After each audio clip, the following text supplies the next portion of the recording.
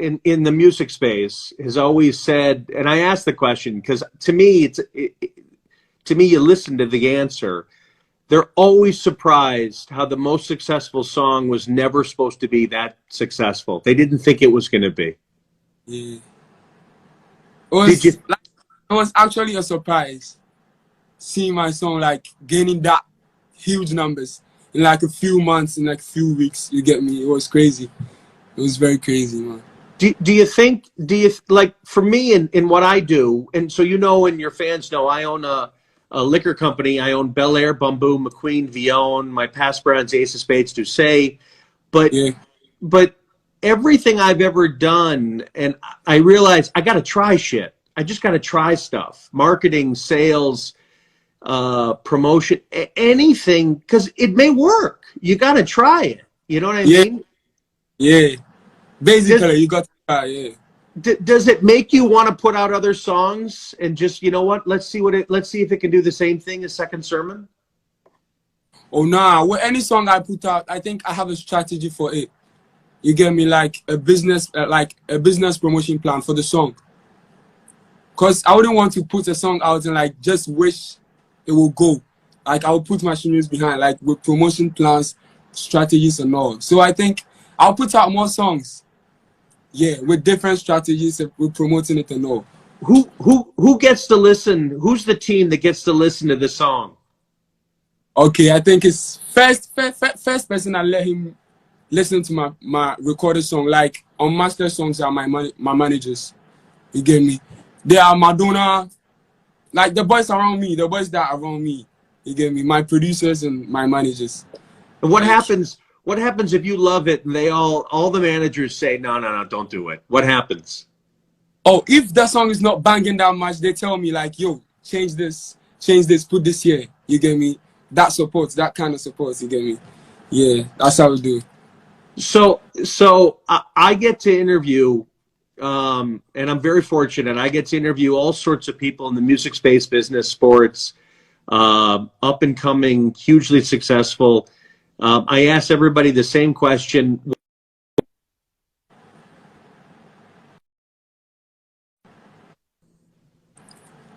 My network is messing up. Can I get the question again? What does self-made mean to you? Okay, self-made. I think is going hard for yourself, making something for yourself. Not depending on anyone, like doing something for yourself. You get me? So let's take music for you. Yeah. Who told you don't do this? A lot. I won't lie. A lot. People from my school. A lot. Cause they felt they can make a life out of music. You get me? That's what they felt. But I knew something.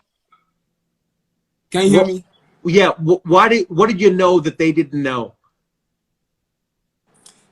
I knew I got it. Like I got that source. I had that talent, that big talent that they never knew about. You get me?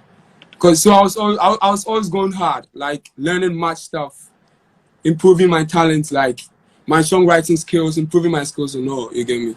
So I think they didn't know that. They didn't know I could go so hard on beats like this. They didn't know. That's why they were like, yo, I'm not sure you can make life out of this. But I knew what I could make out of music.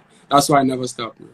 Who were your musical inspirations? Who are the people that you look up to? Mugiz from R2Bs. I think 4x4 back in them days. I was listening to 4x4. EL, IEC. They are all Ghanaian musicians, like legends, Ghanaian legends, musicians out here. Yeah, how and like we used to. Go again. Say again. They are all like idols that we used to listen to them when we were growing up. They were making beautiful music. Like it inspired me to do like more. You get me? Do they all know who you are now? Yes, sure, 100% they do. Yeah, I actually linked up with. When you met him for the first time, what was it like? I met IC at Twist. It was like, yo, I know you, Luxury. Like that time, I didn't. I think Second Sermon wasn't out at that time, but he knew me before Second Sermon because Does he that had feel like a good? lot. Does it What are you saying, does it please? feel good?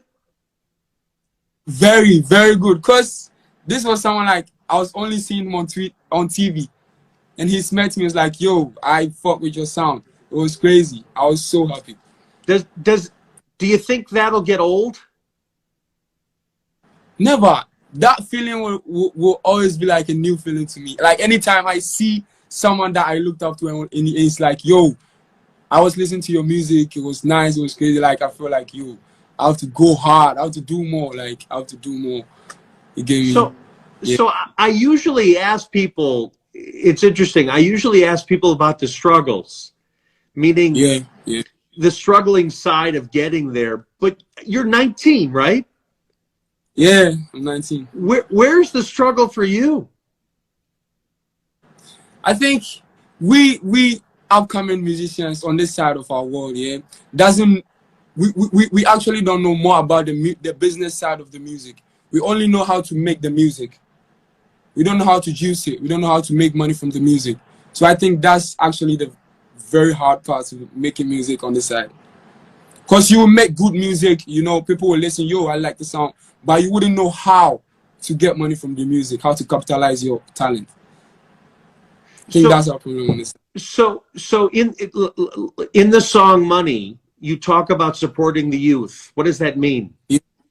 Yeah, support the youth. Big love to support the youth from my hometown. Like it's actually an initiative we created at my hometown to support people that like young and upcoming rappers, singers, models, and all. You get me? Because we actually weren't getting support from anywhere, so we had to do it ourselves. We had to support each other. So we created that support the youth, a movement to support a lot of upcoming boys and girls in my hometown. Big love to my hometown, Konongo.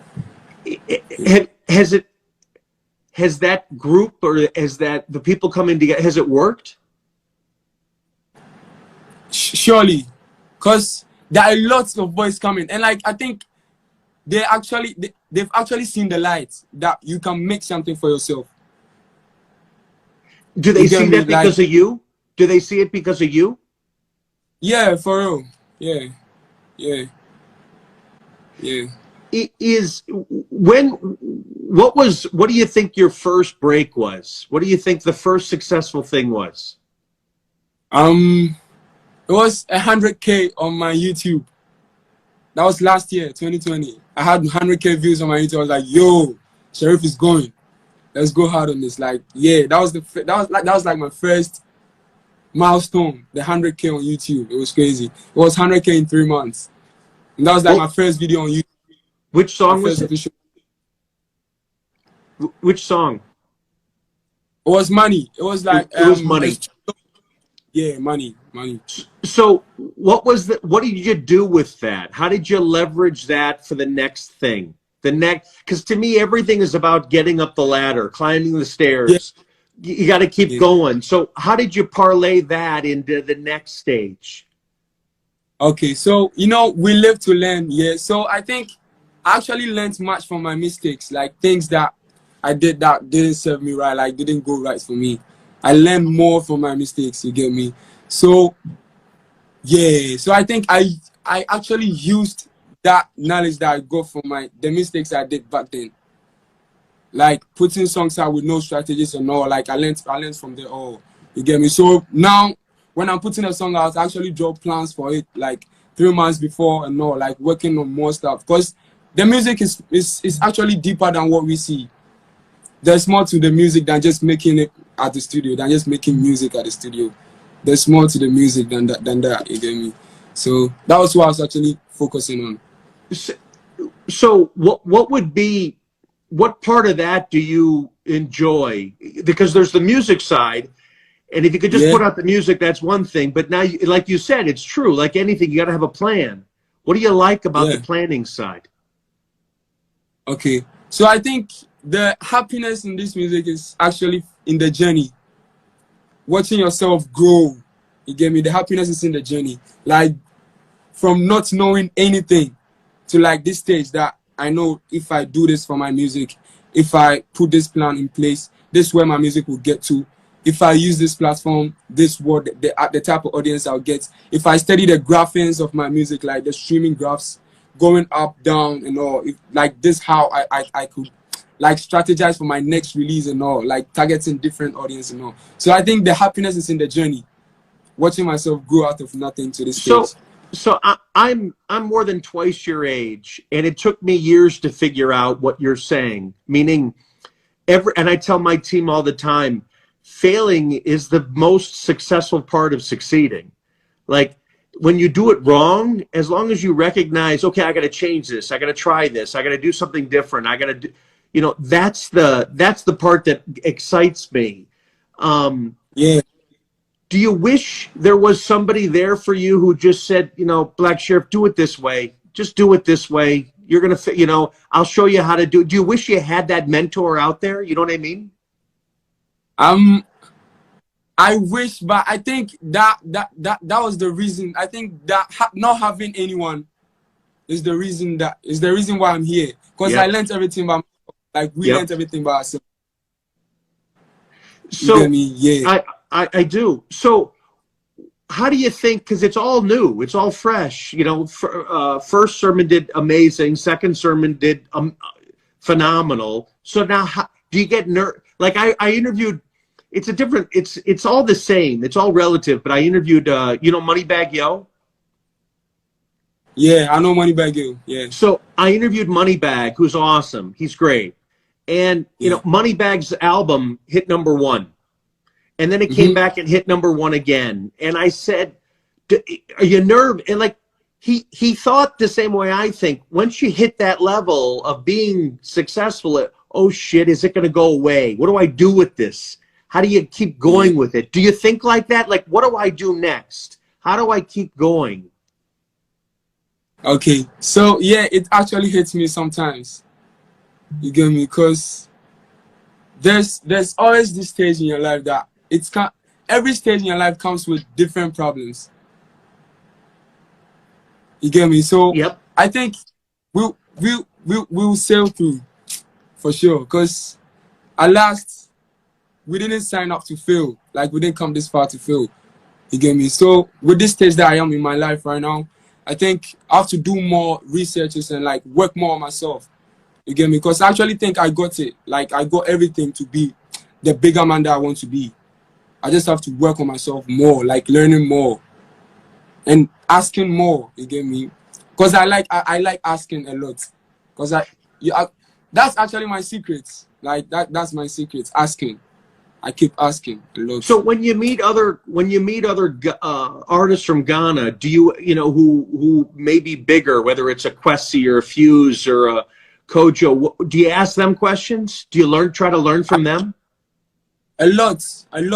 Sometimes I feel it's like it's awkward, but I do. I go my hardest to ask you about, yo, bro, big bro, you think this is the right way to do this?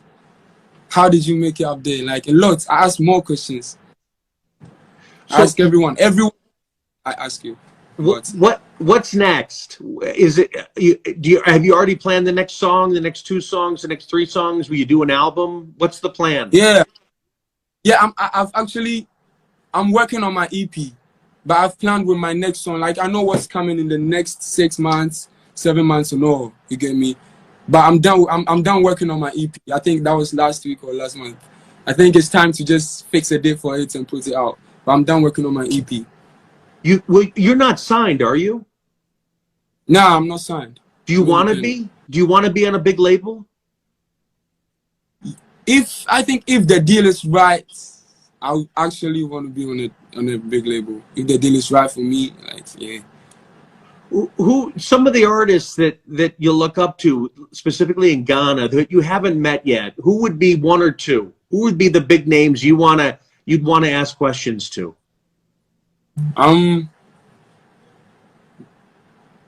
Everyone, but I think Kinsak, like I actually want to sit with Kinsak and ask him a lot of questions. Sarkodie, do you know Sarkodie? Yeah. Yeah, I want to sit with him and like ask him a lot. I think not only me, but a lot of upcoming rappers in Ghana. What would be the first thing you'd ask him? about staying relevant. You know, he's been relevant for over 10 years right now. Over 10 years now. Yeah, like I actually want to know is the secret, like how he did it. You get me? Because it's hard. It's very hard on this side to stay that for that long. It's very, very hard. Very hard. Do you think your fans all have something in common? Yeah, yeah. The energy.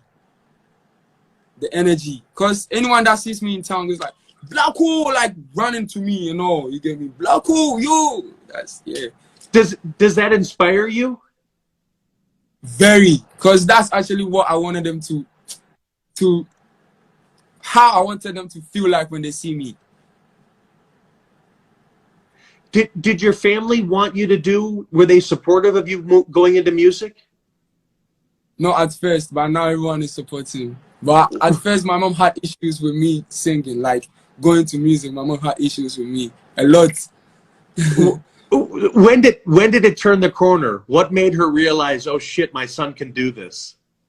Yeah, I actually sent him some freestyles, a couple of freestyles, and he and my father, she and my father listened to that freestyle like, yo. So my father was like, yo, oh, you are hard, you are hard. I think you are. But my mom was like, okay, I like it, I like it.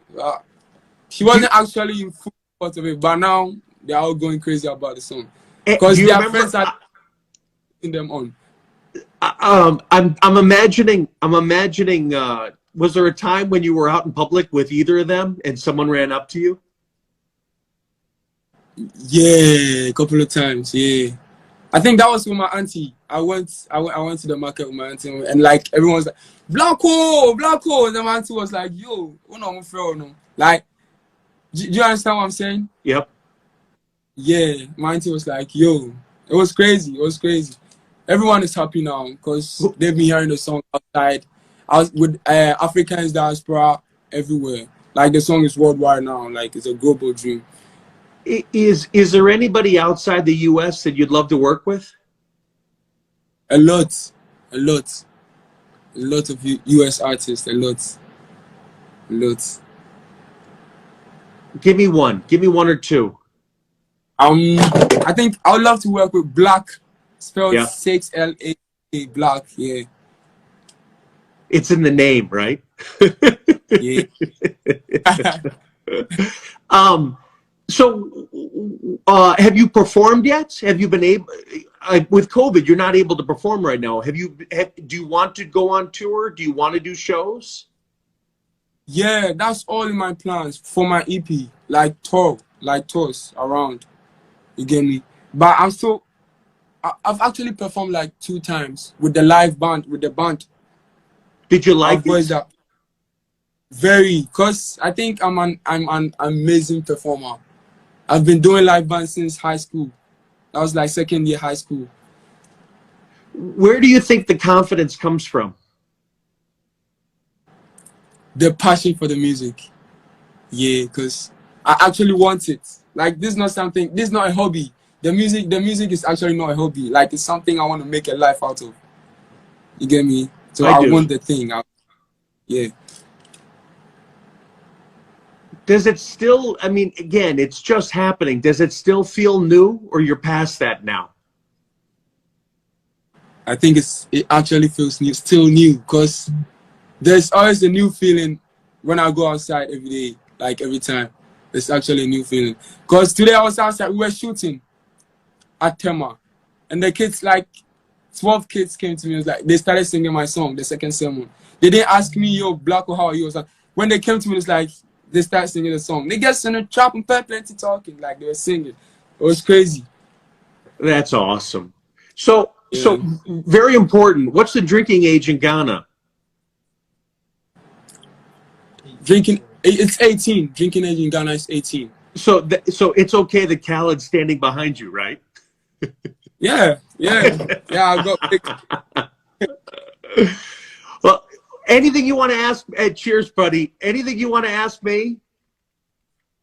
A lot. Ask me. Because, okay, so I think you are the CEO of Bel Air, right? All the brands. Crazy. That's real crazy. That's an All the inspiration too. brands. So yeah, so like how did you start the whole brand? Like how did you start it? 20 plus years ago, I love the business. I love brands. I wanted to build something. When I got really good at it is when I didn't care about money. And I lost Right? everything, meaning I had no money left. I lost my house.